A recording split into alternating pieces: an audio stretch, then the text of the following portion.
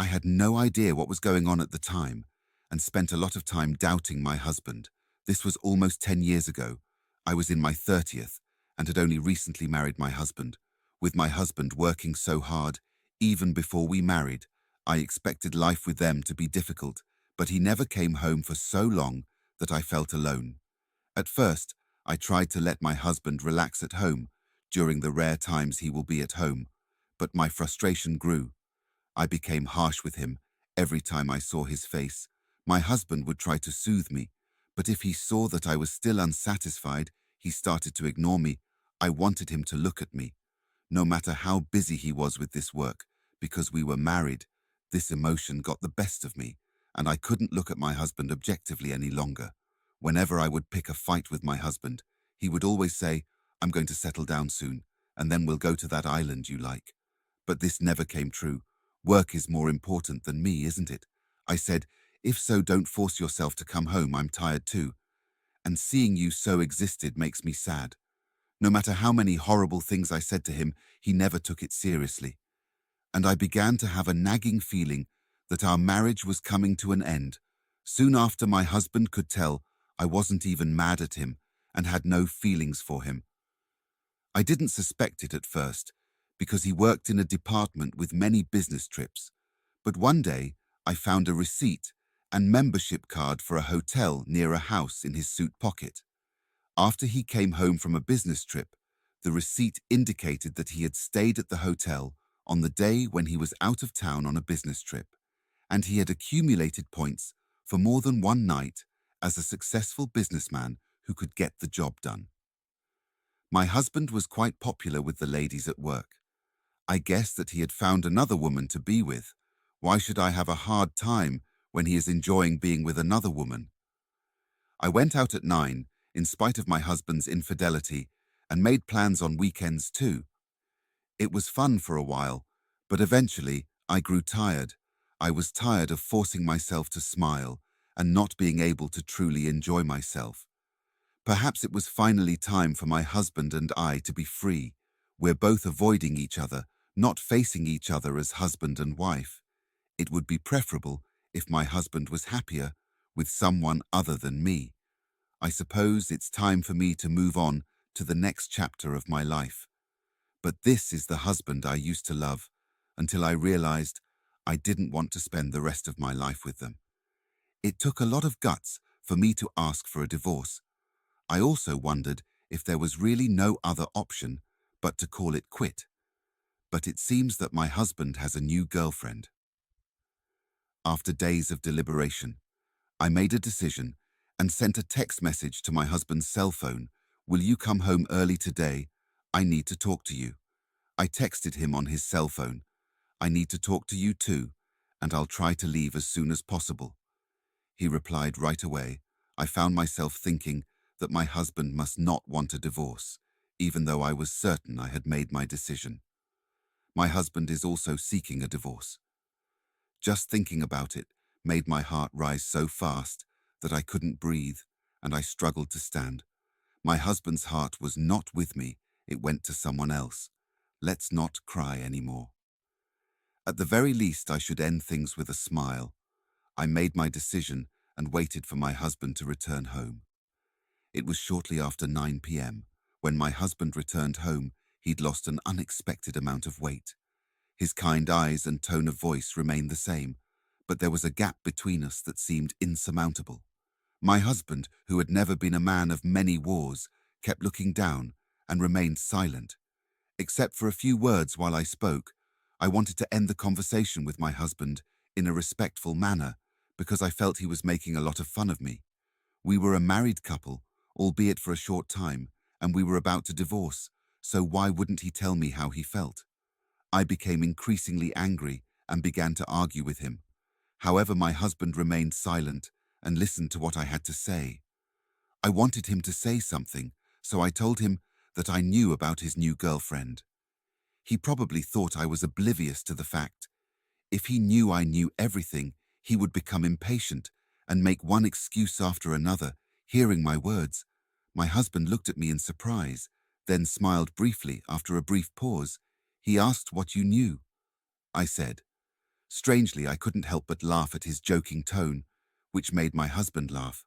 And for the first time in a long time, we laughed together, regardless of the topic of the conversation. I was overjoyed to be able to laugh with my husband like we used to. We were able to talk again after that, which was a strange sensation.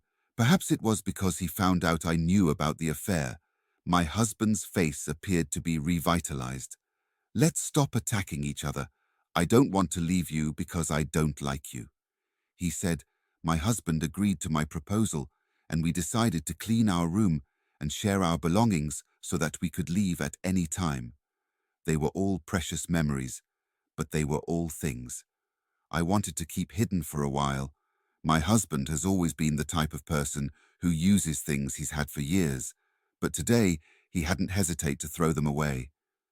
His grace overwhelmed me even more. Take anything you want. It's all my fault. So this is my atonement, he said, when the room was clean and tidy and we only had each other's belongings. My husband's eyes seemed to be left with tears as he said, "This did he feel sad?" as he cleaned up the mess. That was very clear to me, because I felt the same way. You still have time to think about it, don't you? Let's clean up one step at a time. I decided to take a break for the rest of the day after cleaning up the entire mess. I took a bath to clear my mind. I should be able to get compensation from my unfaithful husband, but it was clear that our relationship had already ended. Besides, I don't want to tame my memories of my husband any further, as I was getting ready for bed after the bath. My husband entered the bedroom. He climbed into bed and gently drew me into his arms. "Hey, this is weird, and I feel bad for your girlfriend," I said. My husband said quietly, "Just one more time. I want to be by your side." I stiffened it slightly. He was trembling as he wrapped his arms around me. "Are you crying?" I asked him, but he didn't respond. I noticed that his body was lighter and more bony as I stroked his back. "Are you sure you're well? You appear to have shed some pounds." When I said this to him, his body stopped shaking. "I've been cutting weight," he said, pulling his body away from mine, taking a deep breath. "Okay, is there anything else I should know? Are you sure you're okay?" It had been a long time since I had touched my husband's body, and I was surprised to see how different it looked from before. My husband's physique was always stocky and muscular. Even when he was busy, he enjoyed working out. But he told me she likes me like this. I was sad once more. He's doing it for her. Why doesn't he just forget about me if he enjoys being with her so much that he loses weight? I see, then there's no need to cry because it's the last day. Or is it tears of joy to keep my sadness at bay? I said something sarcastic that I didn't need to say. "You're still the same. I like that part of you too. I wish you a happy life from tomorrow. I'll be praying for you wherever you are," my husband said lightly. After saying that, my husband began to snore. He was a man who moved at his own pace until the end. I hope so as well. I fell asleep after murmuring to his sleeping face. I overslept the next day because I had stayed up late cleaning up the room the day before my husband was no longer in bed. When I awoke, when I entered the living room, I noticed an A4 size envelope on the table, and when I opened it, I discovered a back book and a slew of documents inside. When I removed everything, I discovered that it was related to a marital property.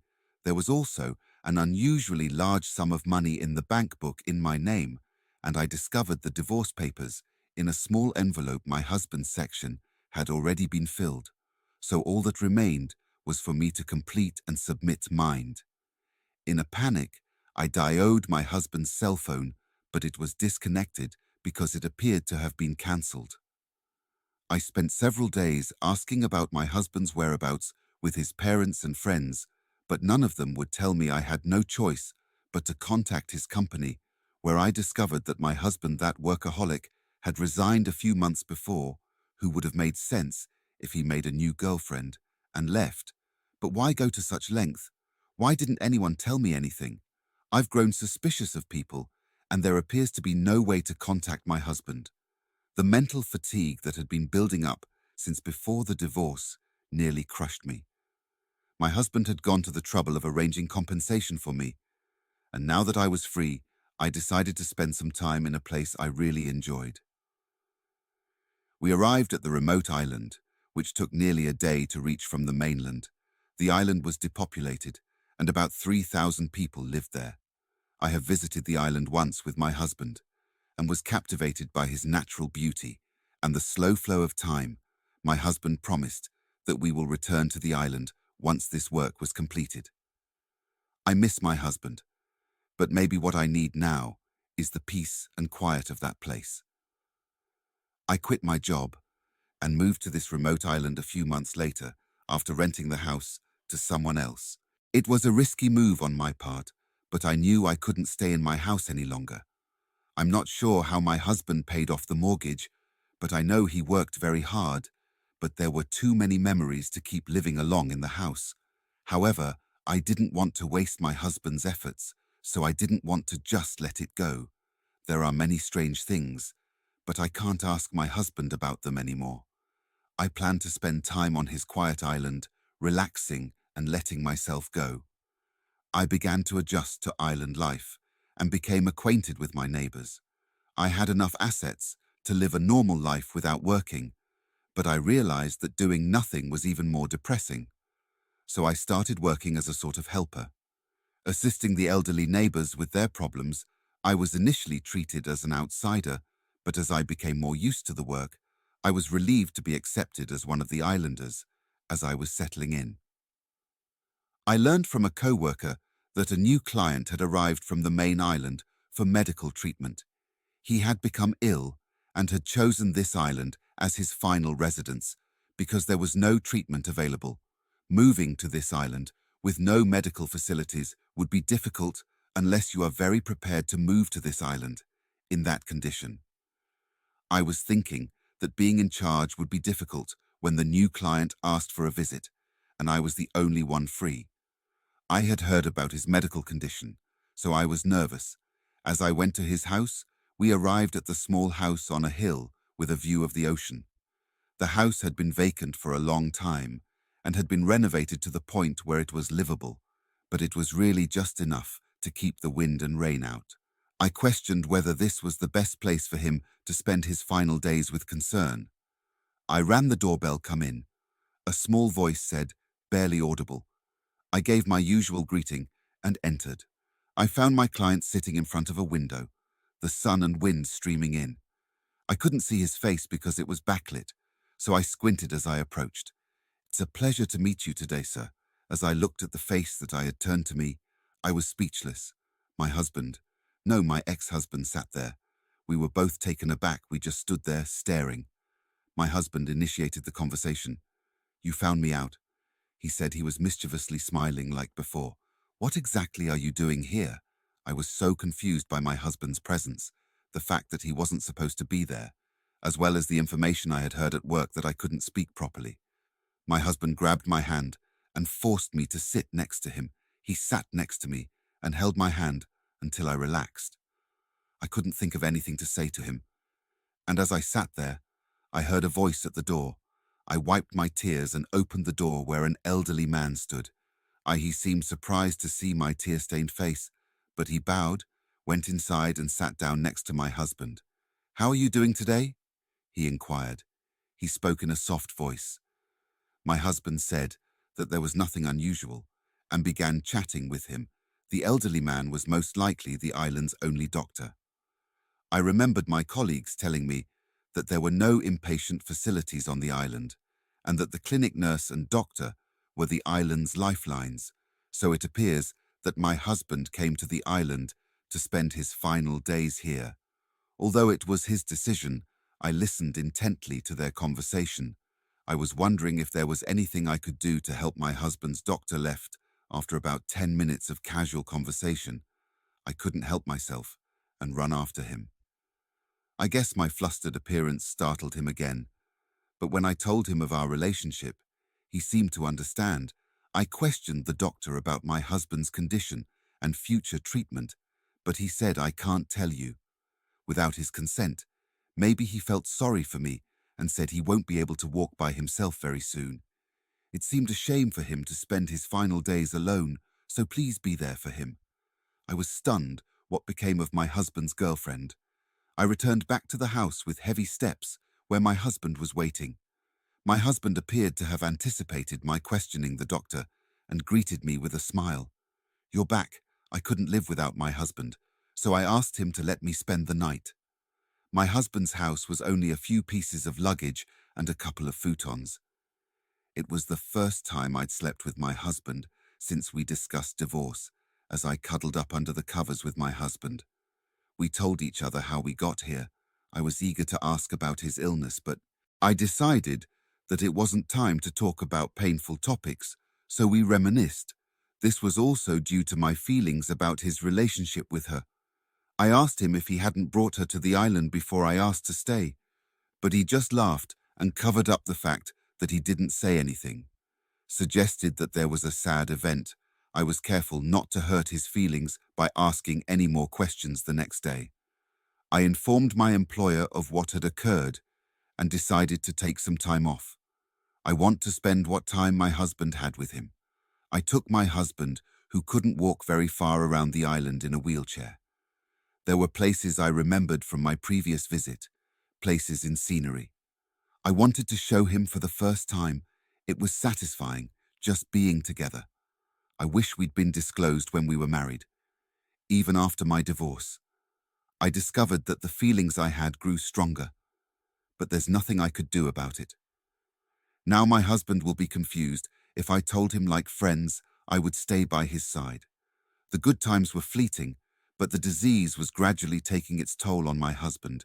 His physical strength had deteriorated to the point where he could no longer go out, or even take the long-awaited walks. Even daily tasks became difficult, and he began to doze off and fall asleep more frequently.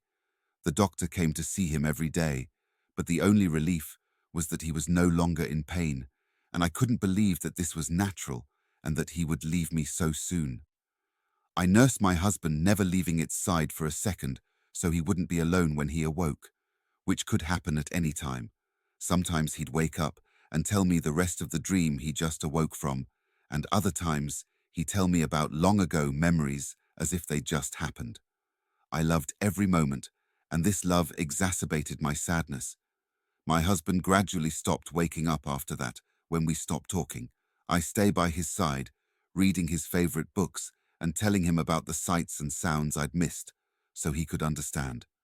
I wanted to tell him about a beautiful sunset one day, so I held his hand and tried to speak to him.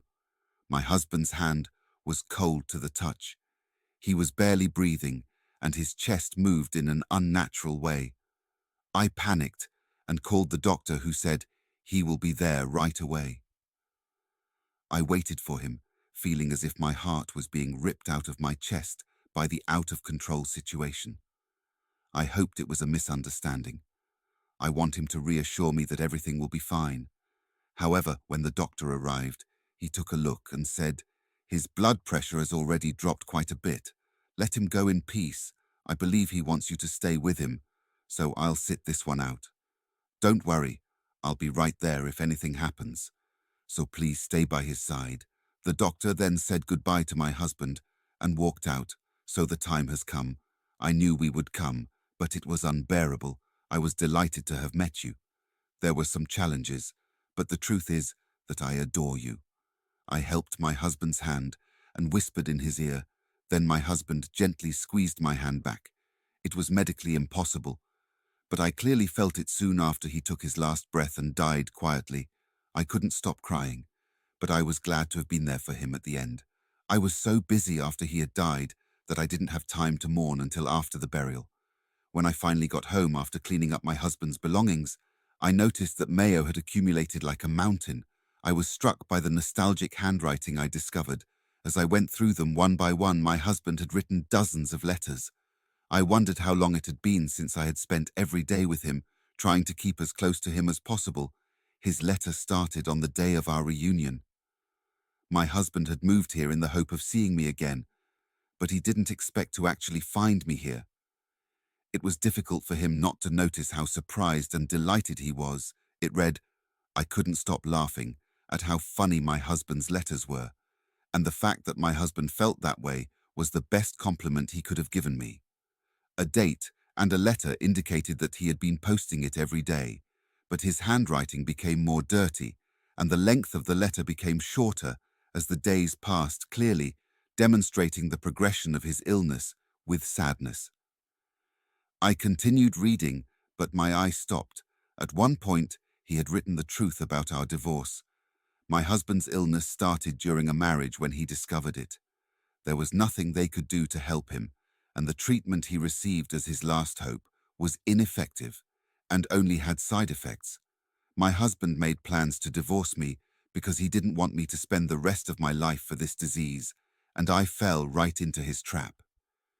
He had no idea I'd suspect the existence of another woman, but he didn't deny it because he thought he could give a lot of money to me as compensation because I no longer required medical treatment.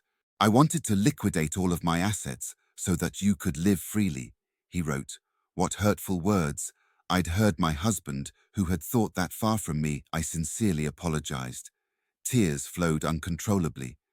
Then there was a knock on the front door. I wiped my tears quickly and opened the door to find my doctor standing there. What brings you here, doctor? I inquired when I asked. He handed me a sealed envelope. The envelope was identical to the one I had just read from my husband. He asked me to post it every day. He wrote a few days' worth of letters before he fell into a coma, and he entrusted them to me.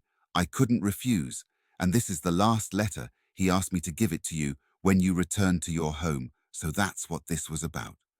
This was my husband's final letter. I thanked the doctor and read my husband's letter alone. When I opened it quietly and calmly, I found a thin but clear note that said, "Thank you. I love you. We had come so far, but our hearts remain connected. I love you too." When I said this, I thought that I saw my husband's portrait's mouth smile a little. I am still living on this island decades after my husband died. I am now officially recognized as an island resident. Build a grave next to where my husband's house used to stand the day I was sure I'd never leave the island. My husband used to look out the window every day, and I'm sure he still does. I intend to join him there one day, and I am at peace and very happy to be surrounded by memories of my husband. Thank you for sticking with me until the end. I'll see you in the next video.